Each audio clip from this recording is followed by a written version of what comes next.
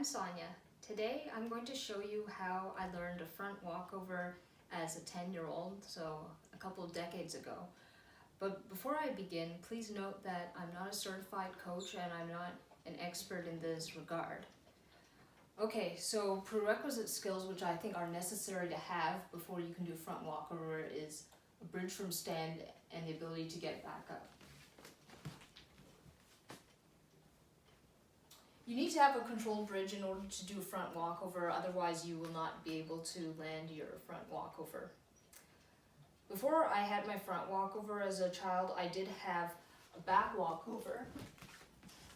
I don't think it's strictly necessary to be able to do a back walkover in order to learn a front walkover, but it might make things easier because you would already be used to balancing on one foot in your bridge position, which is something that you need in order to be able to get up from the front walkover.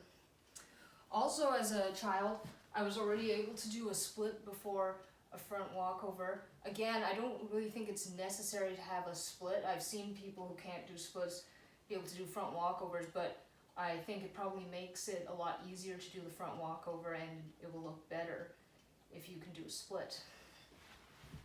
So for actually learning the front walkover, the first step that I did as a 10-year-old was to learn a handstand to bridge, also known as a front limber.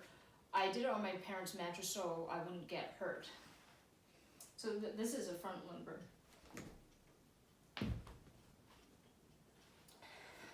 You need to kick to handstand and stick out your head. Look for your feet. If you don't stick out your head, you might land on your back, so make sure you're sticking out your head. Also, once you have gotten past the straight handstand position, you need to open your legs and allow your knees to bend so that you can land in the bridge position. So watch from this angle.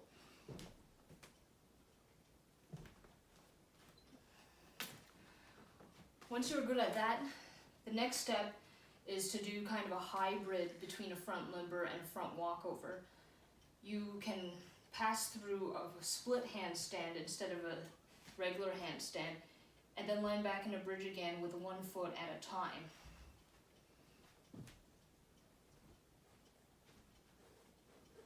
Always try to land in a small bridge because it's much easier to get up from a small bridge than a big bridge. Once you're good at this, the next step to turn it into a front walkover is you need to be able to land on one foot and then get up. As you land on, as one foot touches the ground, your body needs to start getting up already. So watch the difference. This is if I'm doing that hybrid move. Both feet have landed on the ground and then I get up. So the difference, what makes it a front walkover, now one leg is on the ground and my body is getting up before the other leg touches the ground.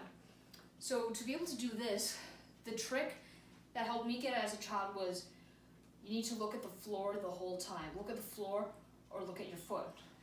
If you don't look at the floor, it's going to be difficult because then your bridge will be big and then it's hard to get up. If you stick out your head, your bridge will be small. That's a lot easier. So look at the floor the whole time or your foot. And again, try to put your foot as close as you can to your hand, because the smaller your bridge, the easier to get up. So, there you have it, how to learn a front walkover. Thanks for watching.